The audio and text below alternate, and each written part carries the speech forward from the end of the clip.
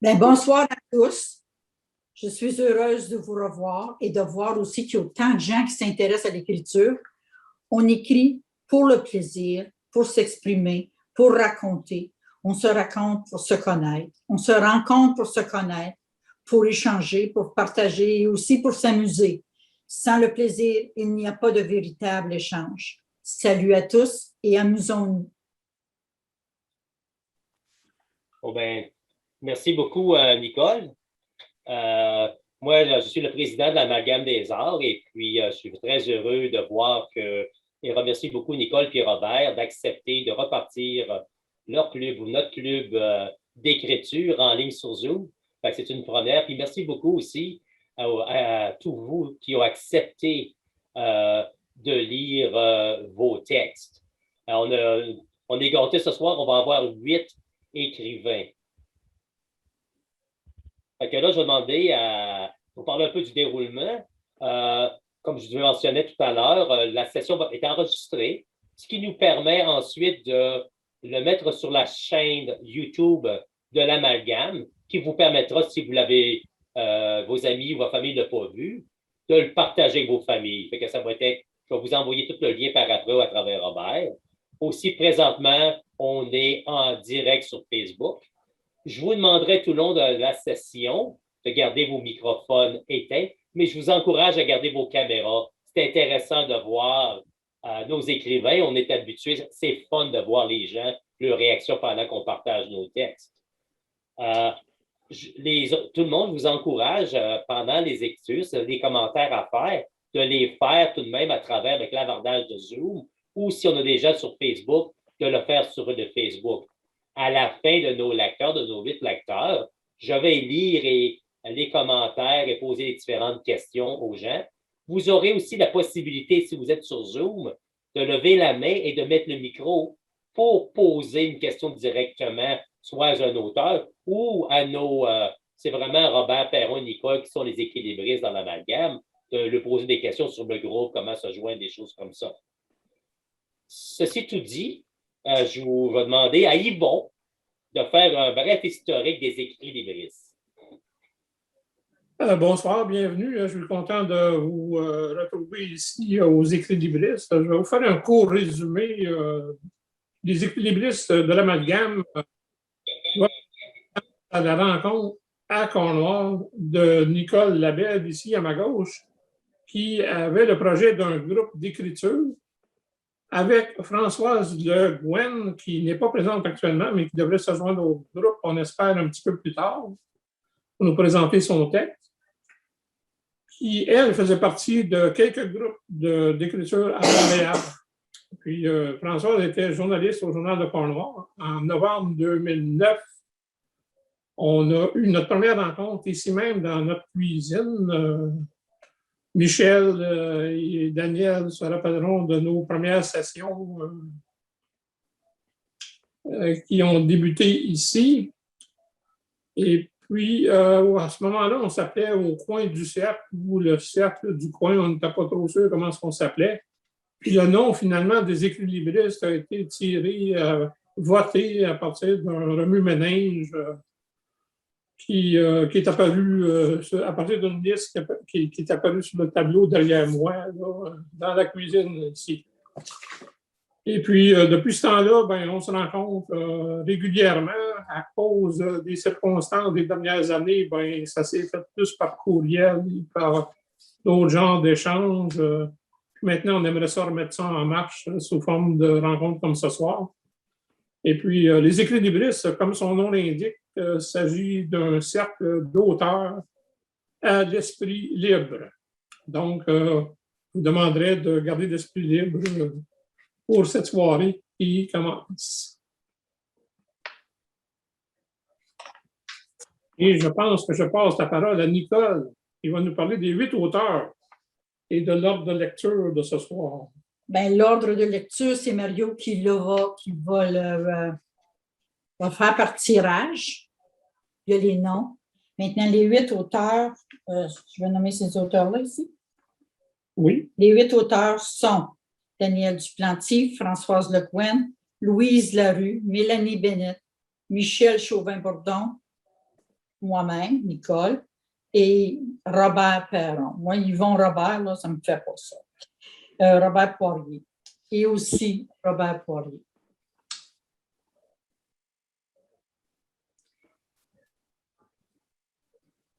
Je pense que la prochaine étape, ce serait à Mario de faire un tirage au sort pour désigner la première personne qui va faire sa lecture.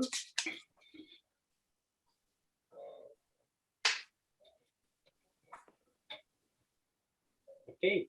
Notre premier lecteur ou lectrice, des roulements de tambour, Nicole Labelle. Oh boy! Et mon premier, mon cours, je vais vous présenter un court poème en prose. Je l'ai écrit au courant de la journée hier. Il m'a été inspiré par Charles Baudelaire, L'horloge. Et mon poème s'intitule Le temps. Je vis un temps arrêté, un temps vide, un temps mort qui efface le monde que j'ai connu, des rêves que j'ai nourris, des paysages que j'aurais aimé connaître, des histoires que j'aurais aimé raconter à mes petits-enfants avant que ceux-ci ne soient happés par leurs jouets électroniques. On n'a rien à dire, rien à exprimer, sinon le vide, l'ennui de ne rien partager, même une bonne bouffe avec des amis. L'horloge de nos émotions est arrêtée, oubliée, perdue, retrouvée. Il n'y a que de lointains souvenirs, des visages qui ressemblent à ceux d'hier, des gestes répétés, des habitudes qui s'installent. La journée d'aujourd'hui ressemble à celle d'hier et de demain. À peine éclos, nos projets sombrent dans des habitudes qui les broient. Citons Baudelaire, 3600 fois par heure, la seconde chuchote, souviens-toi. Souviens-toi que le temps est un joueur avide qui gagne à tout coup. Soyons vigilants. Ne laissons pas le temps nous plonger dans la mélancolie de nos habitudes. Regardons autour de nous, imitons le printemps, réveillons-nous de ce triste hiver. Merci.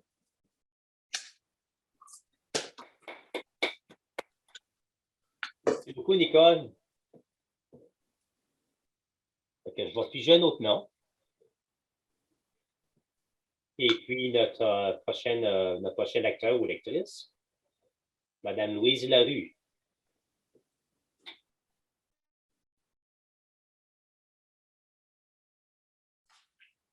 Ton micro, Louise. Excusez-moi. Je recommence. Alors, je vais vous lire un extrait de mon abécédaire fait pour vous, adapté pour vous. C'est la version COVID. 2 lettres. La lettre J pour journal. J'avais l'habitude de faire un journal de voyage quand je partais à l'étranger. L'année 2020 a tranché avec les précédentes parce que j'ai rédigé un journal quotidien sans partir. D'une part, j'en avais vraiment le temps pendant le séjour de mon conjoint en Australie, où je n'avais pu me rendre à cause des feux. D'autre part, c'était le moment ou jamais de concrétiser un vieux projet d'écrire mes réflexions personnelles au fil des jours. Ce journal a finalement pris une place majeure dans ma vie de confinée durant la pandémie. C'est ainsi que, remplissant mes pages de chiffres, de tableaux, de notes ou de citations, j'ai pu dire que si les jours étaient semblables à certains égards, ils ne se ressemblaient pourtant pas. À situation inusitée, réaction inusitée. Tous tentaient évidemment, moi la première, d'ajuster leurs actions au train d'enfer de la propagation d'une maladie encore inconnue en décembre 2019. Le fait d'écouter chaque jour pendant des mois 3 premiers ministres faire des bilans, des projections, relever des défis, risquer des blâmes en reculant comme en avançant, à modifier mes horaires, mes décisions et mes connaissances. En effet, je me suis instruite énormément en épidémiologie, en virologie, en santé publique, en pharmacie, en économie de guerre, en stratégie de survie, en psychologie des foules et des individus.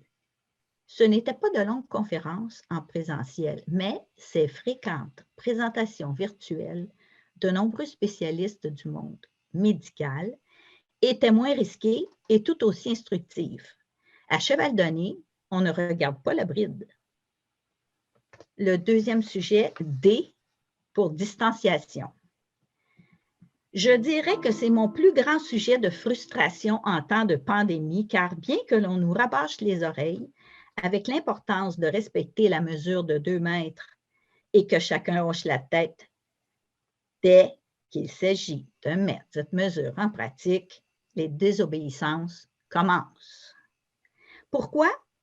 Parce que, selon des tests démontrés à l'émission Infoman, seulement une personne sur 4 s'est distinguée entre 1 mètre, 1,5 et 2 mètres, 63 pouces. La longueur équivalente au bâton de hockey de chez Weber. Le phénomène des gens prenant 1 mètre pour 2 m'inquiétait vivement en mai 2020, les quelques fois où je suis allée dans le monde, c'est-à-dire dans les centres de jardin de Kingston, où l'on nous demandait d'attendre en file dehors, masque sur le visage, heureusement. Cette expérience m'a prouvé que les Ontariens ne sont pas meilleurs en évaluation des distances que les Québécois. Seuls les pastilles au sol et mes gros yeux méchants à l'occasion rendent les gens plus prudents. Voilà. Merci.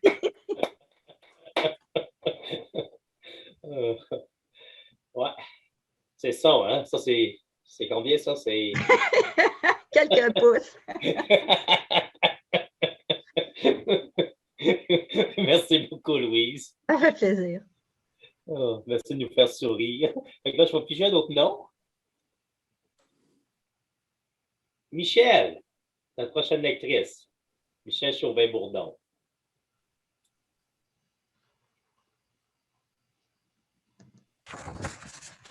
Alors, amour, 2 plus 2 plus 4 plus 1. Qu'ils étaient beaux, ces quatre enfants que j'ai vus pour la première fois sur une photo parue dans le journal local, dans l'espoir d'intéresser une famille à les adopter. Ce fut un coup de foudre extraordinaire. À partir de ce moment-là, je ne pouvais plus m'imaginer notre famille sans ces enfants-là. Je leur trouvais des ressemblances avec nous et avec nos 2 autres enfants. Nous avions alors un fils de 6 ans et demi et une fillette de 3 ans que nous avions adoptée à l'âge de 3 mois. Nous accueillions une grande fille de 13 ans, un garçon de 12 ans, une deuxième fille de 11 ans et le cadet âgé de 8 ans. Mon époux et moi espérions donner à ces enfants assez d'amour pour contrecarrer les mauvais antécédents de leur courte vie. Peut-être, étions-nous un peu téméraires dans nos attentes. Ce ne fut pas facile. Mes pauvres petits n'avaient pas connu beaucoup d'affection ni de marque d'amour dans leur vie. Ils arrivaient chez nous après avoir tenté leur chance dans 16 familles d'accueil en 4 ans. Leurs premiers mois chez nous ont été ambivalents. Tantôt, ils recherchaient démonstration par-dessus démonstration d'affection. Tantôt, ils testaient à l'extrême l'endurance et la patience de leurs nouveaux parents pour savoir s'ils réussiraient à les décourager. Je ne regrette rien. Leur bagage héréditaire en faisait des êtres fragiles et difficiles à aimer. Mais nous les avons aimés et ils nous le rendent bien. Et la belle surprise, 3 ans plus tard, notre petit dernier nous est né. J'ai écrit ces lignes en 2008. Aujourd'hui, en les relisant, je revis les hauts et les bas de cette aventure extraordinaire. Les 2 aînés de la fratrie de 4 sont décédés vers 40 ans. Nous avons maintenant 5 petits-enfants et 5 arrière-petits-enfants que nous adorons envers et contre tout. La vie fait bien les choses. Merci.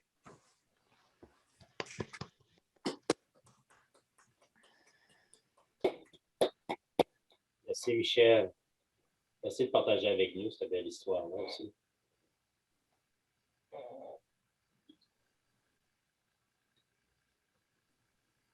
Fait que je fige un autre nom. Et roulement de tambour. Robert Poirier.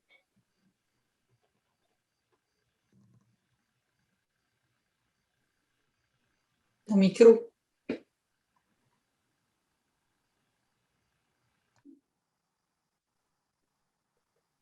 Bon, là, m'entendez-vous? Ah. Bon, écoute, moi, c'était peut-être un peu plus long, mais je vais lire vite. OK. Écoute, c'est un texte qui a été inspiré un peu, que je suis allé chercher il y a longtemps, un texte que j'avais adapté ou j'avais écrit pour mes élèves en langue seconde, et puis dans un cours d'histoire où on regardait un peu, vous allez voir. OK? D'accord? Je commence. Elle lance, 3 points de suspension. Il s'était emmitouflé du mieux qu'il pouvait, mais après 30 secondes, il était tout à fait évident qu'il ne s'était pas assez bien préparé pour son initiation au frigide rituel. Malgré toutes ces années dans ce pays, il n'avait pas encore connu le froid humide d'un samedi matin du mois de janvier assis dans l'estrade d'une aréna municipale. Il n'avait pas encore découvert l'élixir du Monsieur Tim, ni le positionnement stratégique sur la chaufferette suspendue, astuce nécessaire pour endurer le calvaire hivernal. Enfin, il avait grandi en Asie, c'est-à-dire il avait grandi en Asie du Sud-Est. Il n'avait jamais rêvé d'endurer des températures de moins 30 degrés, ni de grimper des bancs de neige 2 fois plus grandes que lui. Malgré les plus de 30 hivers depuis son arrivée dans ce pays, il restait toujours humble devant la cruelle beauté de l'autre saison de sa patrie d'adoption. Il s'est assis tranquillement et nerveusement en entendant sa fille. Elle avait usé au cours des 2 derniers hivers en le suppléant et de la laisser jouer. Il croyait bien avoir compromis en lui payant des leçons de patin l'hiver dernier. Il croyait avoir atténué sa passion, du moins pour un autre hiver, mais cela n'avait servi qu'à revigorer chez elle son désir inlassable. Elle voulait jouer au hockey. Quand il aperçut débarquer sur la glace pour la première fois, tout équipé, il fut envahi d'une émotion forte, émotion que les milliers de parents canadiens ont éprouvée depuis des générations en voyant leur enfant prendre la glace pour la première fois, bâton en main. Comme elle patinait et bavardait avec ses coéquipiers, il a été ramené dans le temps. Et je me suis moi-même souvenu du moment où il a cessé, cet étranger, d'être un étranger dans un pays étranger. Il y avait quelques années que je l'avais croisé. Nous avions été copains de classe pendant quelques trimestres. Nous étions amis sans vraiment l'être, un peu plus que des connaissances de passage. Il s'assoyait à la périphérie du gang de gars que nous étions. Jamais exclu, mais jamais vraiment inclus. Comme quasi tous les Canadiens et tous les Canadiennes d'un certain âge, je peux vous dire exactement ce que je faisais ce 28 septembre 1972. Les écoliers regardaient de leur salle de classe, des gymnases surabondés, des plus jeunes des baby boomers. Les études à tous les niveaux avaient été mis de côté pour la journée. Les adultes regardaient du travail ou avaient pris un jour de congé. Ce jour-là, rien n'était plus important. Toutefois, mes copains de classe et moi, nous étions dans notre salle de classe de 8e année, emprisonnés par notre enseignante résolue et, j'oserais dire, sadique. Elle est restée austère même lorsque un rugissement venait de l'extérieur des murs de notre classe. Comme le grondement atteint son apogée, elle nous regarda vers le bas à travers ses lunettes de demi-lune. Elle semblait hurler silencieusement « Essayez-vous calmement et ignorez le vacarme. » Sa dictée, vous voyez, avait été planifiée pendant plus d'une semaine. Rien, même pas les événements à l'extérieur de notre salle de classe n'interagirait contre la régularité sacrée du test d'orthographe hebdomadaire. Ses yeux bleus pâles se déplaçaient d'un élève à l'autre, alors que l'allée venait d'une allée du rang de pupitre jusqu'à l'avant de la pièce. Elle sondait sa classe à la recherche du moindre soupçon d'outrance. Personne ne tricherait sous sa surveillance. Et elle a lu le dernier mot du texte. Enthousiasme. Elle a répété le mot avec une deuxième fois, en prononçant délibérément chaque syllabe. Enthousiasme. Elle a répété encore cette fois dans les mots de cette phrase pour s'assurer que nous ne l'avions pas confondu par un paronyme ou un homonyme. Enthousiasme. La foule pouvait difficilement contenir son enthousiasme alors que l'équipe locale en marquait le plus gagnant. À contre-cœur, nous avions griffonné le mot sur nos feuilles de papier. Puis, comme sur le signal de l'échelle diabolique, un rugissement tonitruant enveloppant encore une fois notre salle de classe de l'extérieur. Nos bureaux vibraient. On tremblait de l'intérieur. Nous savions ce qui devait arriver. Nous savions qu'à l'extérieur de la porte de classe, l'activité normale de l'école, une nation entière était soudainement libre. Elle nous laissait pas partir, elle nous laissait partir maintenant. Nous avions lu le chapitre, nous avions répondu aux questions, nous avions écrit la dictée, nous avions fait preuve de diligence. Et fermant son livre en marchant à la porte, nous avons regardé avec une anticipation plus lente et en hochant la tête légèrement, elle acquiesçait, répondant à une supplication silencieuse avec une précision et une efficacité militaire. Nous sommes alignés à la porte et nous avons commencé à marcher toujours de façon aussi ordonnée. Lorsque les portes de gymnase s'ouvraient, nous sentions l'électricité tendue dans l'air. Les nerfs tamisés provenaient des quatre coins et jetaient des requins blancs sur les élèves. De profonds éclatements blottis sur les planches vernies devant les tubes d'images en noir et blanc. Nous nous sommes précipités pour nous joindre à eux, abandonnant notre vie soldadesque et disciplinée pour une courte course. Nous nous glissions le long du plancher de la salle de gym pour prendre nos places 11 rangées de la boîte de brune encombrante qui contenait le téléviseur. Avant le matin du test, mon nouvel ami de l'Asie n'avait aucune idée de cette obsession nationale. Il vient d'arriver au Canada l'été précédent. Il avait vu des enfants jouer avec des bâtons courbés dans la rue avec une balle. Il les avait vus arrêter leur jeu et déplacer des filets sur le trottoir afin de permettre aux véhicules de passer. Il avait vu des émissions à la télévision le samedi soir où les hommes en pantalon court et en patin sur glace frappaient avec des bâtons un petit point noir. Il avait admiré les chandails colorés des équipes que les garçons portaient à l'école. Maintenant, il comprenait l'importance de ce jeu. Je lui avais expliqué à l'heure du dîner que cet après-midi-là, le 28 septembre, qu'à la même heure que notre bloc de Français se disputait le 8e match des meilleurs du Canada contre les meilleurs de la Russie. Et dans le gymnase, je lui ai fait savoir que c'était 5-5 dans la dernière période du match que le Canada devait gagner.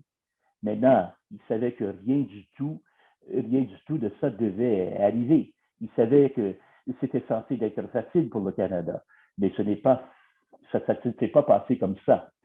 En fait, l'équipe canadienne avait pris du retard et avait dû gagner les 3 matchs de la série, les 3 derniers matchs de la série. Cela secouait un pays qui avait toujours cru en sa suprématie incontestée au hockey. Puis nous avions entendu des mots et vu des images qui sont maintenant graffées à jamais dans notre mémoire collective. De la télévision, on entendait Henderson tente un lancer, tombe, voici une autre chance, juste devant le filet, il lance le compte. Henderson a marqué pour le Canada. Et pendant un moment, nous avions retenu notre souffle collectif. Alors que la lumière rouge scintillait derrière le gardien du but russe, nos cœurs se remplissaient de joie, de soulagement. Le pointage était maintenant de 6-5. Il restait 34 secondes à faire en une dernière période. Pourrions-nous tenir le coup? Pourrions-nous retenir l'avance? Pourrions-nous prouver au monde que nous et à nous-mêmes que notre pays connaissait et était le hockey. Comme les minutes et comme les secondes s'écoulaient, un sentiment étrange a commencé à nous remplir. C'était du creux de notre estomac et le malaise faisait place à l'anticipation nerveuse, puis à l'exaltation. 10, 8, 7, 6. Le tortillement de mon estomac disparu. Ma respiration est devenue plus facile. J'ai grandi de 10 pieds. Je pouvais marcher sur les nuages. Derrière les barrières artificielles, derrière nous, les barrières artificielles cédaient. Les garçons étreignaient les filles, les uns les autres, les enseignantes criaient de joie, même Madame Dicté criait de joie. Et pour le moment, nous avons partagé une émotion commune, une fierté. Nous étions fiers. Et mon ami asiatique avait tout compris. Un avertisseur sonore sonne, nous repoussant de nouveau dans le présent. Et l'ampoule rouge protégée par un dôme en cage s'allume. Le cri et l'acclamation, et des acclamations provenaient de la petite foule dans les gradins de l'aréna communautaire. Une petite asiatique, la fille de mon ami, venait de marquer le but gagnant dans son premier tour et dans son tout premier match de hockey. Nos regards se sont croisés. Je lui ai souri et son regard me fit croire qu'il sentait une fois de plus ce qu'il avait ressenti pour la première fois le 28 septembre 1972. Excusez.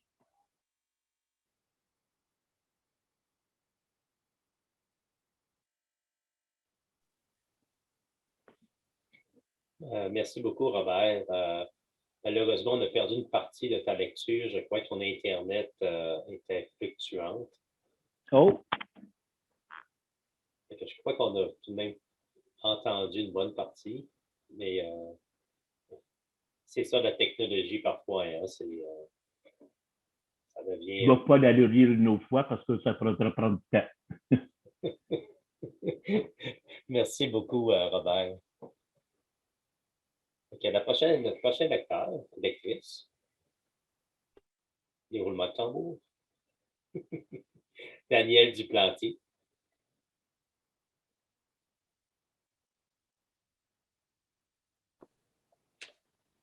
Bonjour tout le monde, vous m'entendez bien?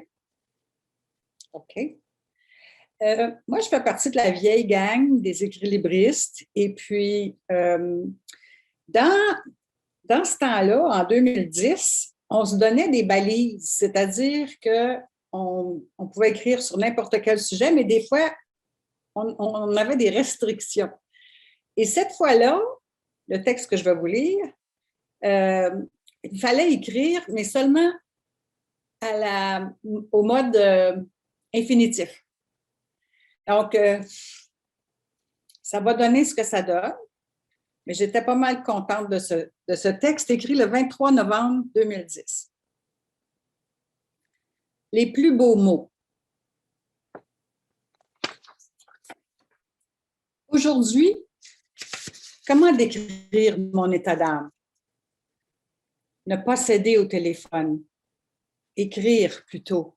Écrire mes pensées, ma passion, mes émotions, mais ne pas céder trop vite. Garder mes désirs secrets. Recevoir ton billet doux, le garder dans ma poche de veste ou dans mon jeans à réchauffer mon cœur ou ma hanche. Sourire total, regard brillant, ressentir la chaleur, la tendresse, ta poésie, m'entourer de ton ombre, autour de moi comme un abri. Ta lettre, tes paroles, ta graphie, comble de satisfaction. Quelque chose de tangible, de doux à porter sur mon dos. Faim de toi, soif de toi, absence douloureuse et belle. Penser à toi, rêver de toi, sourire. Hier, aujourd'hui, demain, tout de suite, à cet instant, présence spirituelle, tel un fantôme. Une rencontre, hôtel du bourg, séjour de joie, de calme lassitude, d'échange, d'humour, de romantisme, d'oxygène, plénitude. Combien de fois m'imaginer en train de te suivre à quelques pas derrière toi dans une forêt ou dans un parc ou sur la rue à promener mon chien? M'imaginer chez toi? Pas encore. Peut-être te rendre visite, me sentir timide et maladroite dans cette intimité masculine. Peut-être muette, sensible à tes paroles et à tes gestes. Poser ma tête sur ta poitrine, écouter ton cœur battre sous ta chemise, entendre ta respiration lente, profonde, sentir ta peau sous mes doigts, te voir, te sourire, et respirer ton odeur d'humus et de fougère, avaler tes mots, les plus beaux mots de la terre. Je t'aime.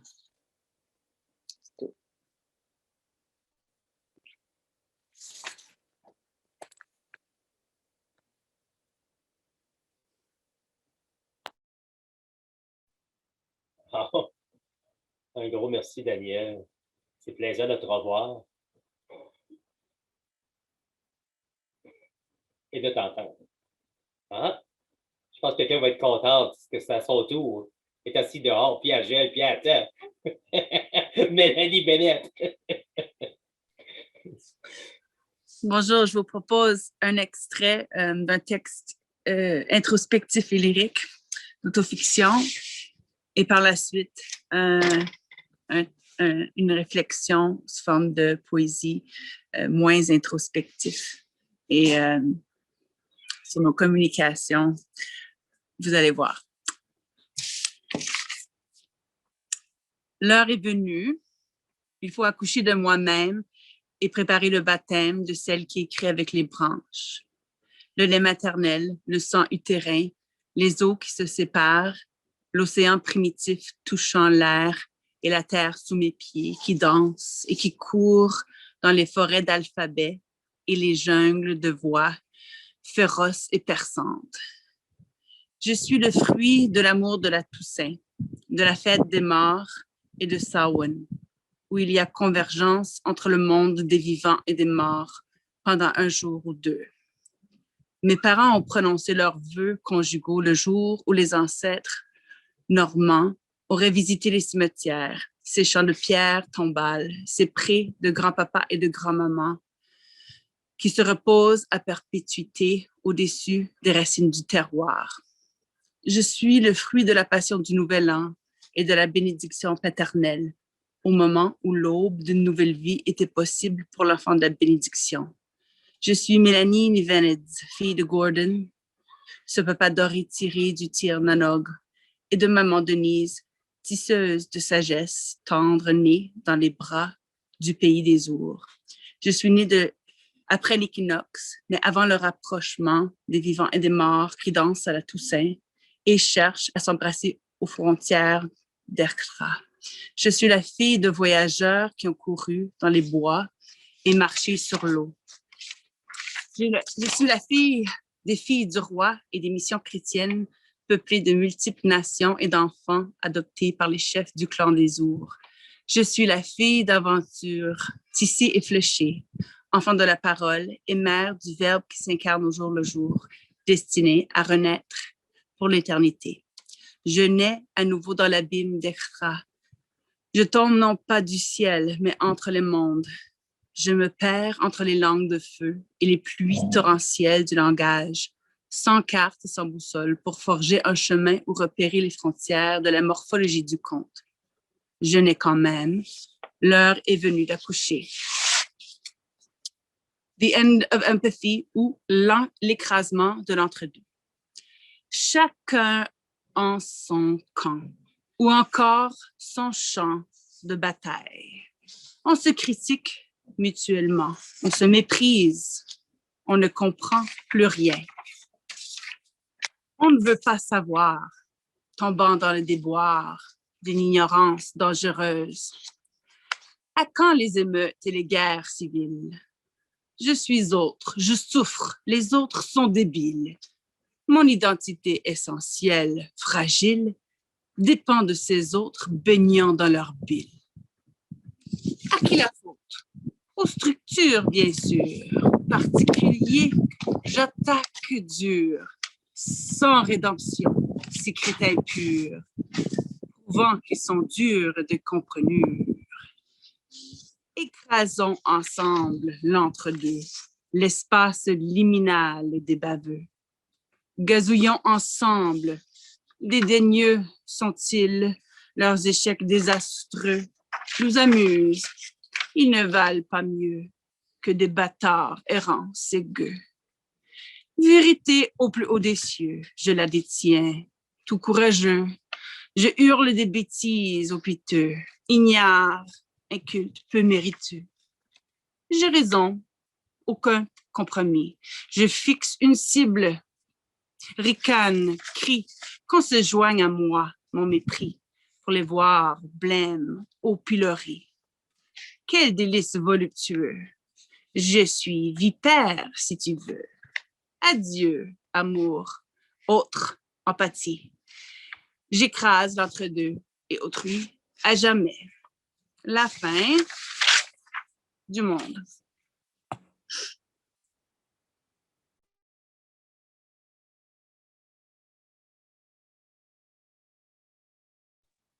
Merci beaucoup, Mélanie. Qui nous reste? Là, je ne suis pas trop sûr. Je pense qu'il y a un conflit de personnalité ici. Yvon, Robert, Perron. Perron, on va y aller. OK. C'est un court texte écrit pour l'occasion spéciale de cette belle rencontre. Ça s'intitule « Suite, majuscule et pluriel ». Existence, mouvement, vie. Je ne me souviens plus du début de tout ça, ni le jour ni l'heure, encore moins où. Simple mirage, brusque fracas, bourrasque de larmes. Veillée d'hiver, matin d'automne, ou bien encore la nuit du solstice? Qui sait? Et puis, qu'importe. Enfin bref, j'y reviendrai. Peut-être. Aujourd'hui, sans doute, j'y accorde d'importance. Mais quoi? Chaque jour, départ, retour, comme des vagues qui se brisent et se reforment. Un appel qui m'entraîne, un écho qui m'importe, une poussée, une chute, enveloppante glissade aérienne, froide, cascade, corne de brume, souffle, milieu renversé, battement de vie, lueur de musique, transe, flamme qui crépite, masque de poussière, ombre fantasque, étincelle fulgurante, délire des yeux, des oreilles, sens ou pensée. Comment? Qui? Peut-être. Ailleurs, dans le sang. Demain encore. Ici. Ensemble ou bien rien.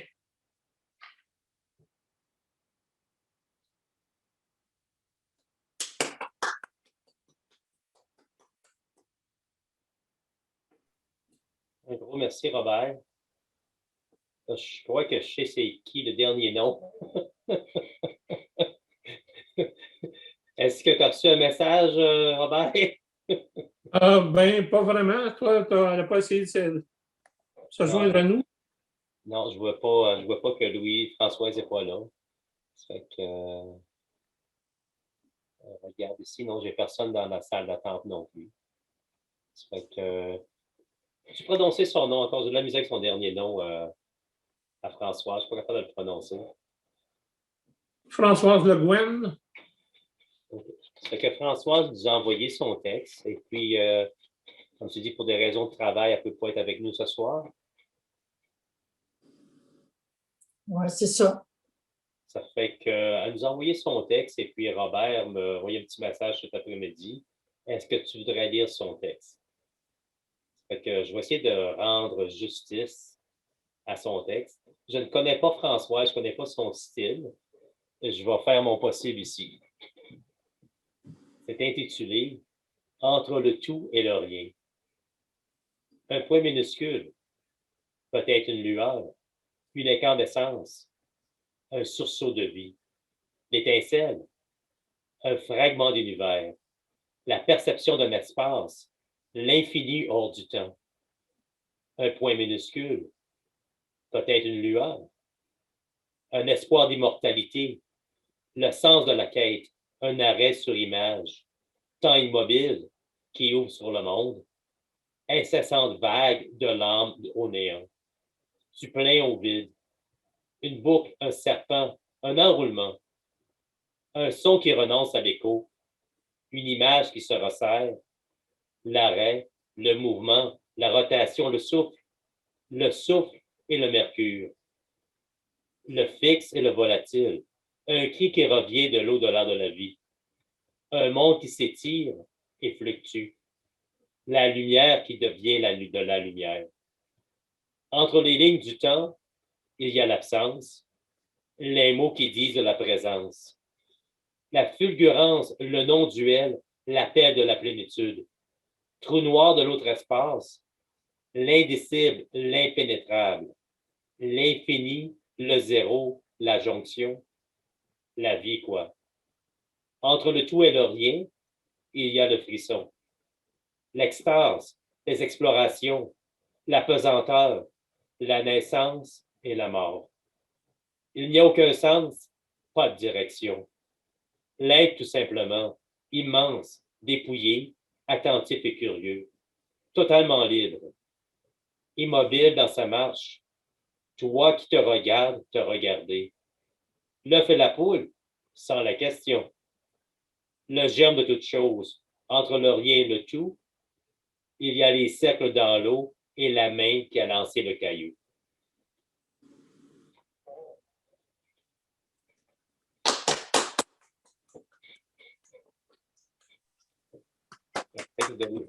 Oui, bien.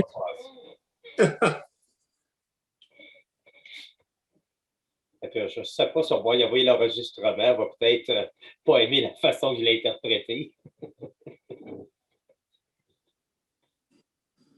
Merci à tous nos lecteurs. J'ai reçu quelques commentaires ou plusieurs que je vais lire si vous me permettez. Je vais commencer par Facebook.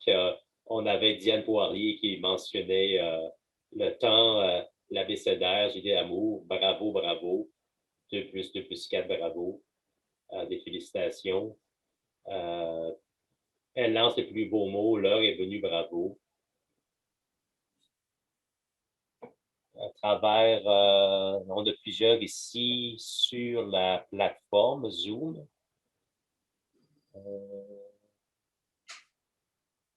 Bravo Nicole. Des félicitations, très beau, merci. Bien sûr, Louise, très bien. Michel et Jules, quel courage. Très touchant, Michel. Encore des merci.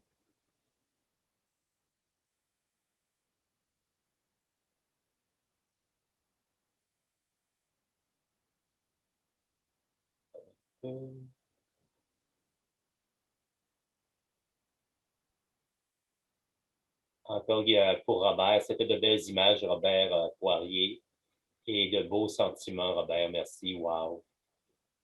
Très beau, Daniel, t'es bien livré.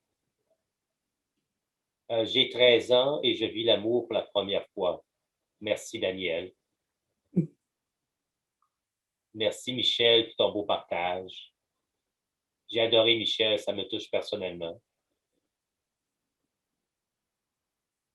Merci, Daniel, j'ai beaucoup aimé ton texte. Très dramatique, Mélanie, merci. Profond, Robert. Merci, le don des mots. Une autre chose à tout le monde ici. Très beau tout le monde, merci. Quelle belle variété. Oups, il y en a d'autres commentaires qui rentrent. Vos pensées m'inspirent. Merci à tous. Je vais ouvrir le plancher à tout le monde. Si vous avez des questions à poser, des commentaires, levez la main et puis vos commentaires sont bienvenus. Des questions pour le politique équilibriste ou des questions pour nos écrivains, nos lecteurs.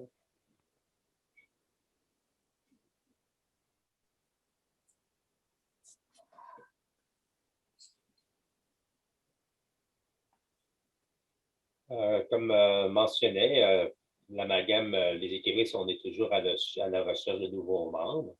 Et puis, si vous voulez avoir plus de renseignements ou devenir membre, vous pouvez envoyer ça à M. Robert Perron. Je vais mettre son adresse ici, dans le clavardage. Robert.Perron à sympathico.ca. C'est Perron. Perron.Robert. Excuse-moi, je ne sais pas lire, là. c'est tout le trac, là. c'est Perron. Avec lui et son Yvon, là, je suis tout mélangé depuis ce temps-là. Je ne sais jamais qui me parle. Un gros merci à tous. Je crois que Robert, il aurait aimé parler ou à tous les gens des équilibristes, s'ils voudraient rester à la fin. Moi, je vais arrêter la diffusion sur la Facebook. Je vais aussi... Pardon? Oui, j'aimerais ça que les auteurs restent pour parler un peu de l'organisation des prochaines rencontres. OK. Et puis, à tous les autres, ici, je vous remercie tous de s'être joints à nous. Et puis, bien sûr, on va avoir d'autres soirées comme ça qui vont venir. Fait que, comme Robert disait, on va demander aux membres des équilibristes de rester pour discuter de la prochaine rencontre. Ouais. Oui, Monique? Salut! Bye.